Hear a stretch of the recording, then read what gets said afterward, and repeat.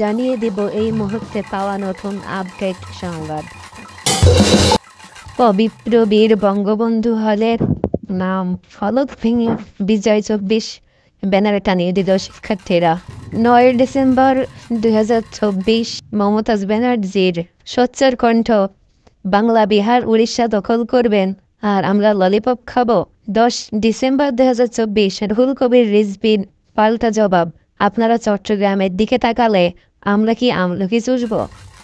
ভারতে ভাঙা হলো ১৮৫ বছরের পুরাতন মসজিদ। ভারতের উত্তরপ্রদেশে ফতেহপুরে ১৮৫ বছরের প্রাচীন মসজিদের একটি অংশ ভেঙে ফেলা হয়েছে। বান্দা ফতেহপুর সড়কের ওপর মসজিদটির একটি অংশ পড়ায় অভিযোগ এনে ভেঙে ফেলার নির্দেশ দেয় জেলা প্রশাসন। ভারতীয় সংবাদ মাধ্যম ইন্ডিয়ান এক্সপ্রেসের প্রতিবেদনে এ তথ্য জানা গেছে। বাংলাদেশ নয়, শেখ পরিবারকে খুশি করাই ছিল মন্ত্রণালয়গুলোর প্রধান কাজ। শেখ পরিবারের সিনেমায় ৩৭৮ কোটি টাকা। সাবেক প্রধানমন্ত্রী শেখ হাসিনার পরিবারের সদস্যদের নিয়ে সিনেমা বানাতে ৫৭৪ কোটি টাকার প্রকল্প নিয়েছিল তথ্য ও যোগাযোগ প্রযুক্তি মন্ত্রণালয়। এর মধ্যে ১০টি সিনেমা নির্মাণে ব্যয় ধরা হয়েছিল ৩৭৮ কোটি টাকা।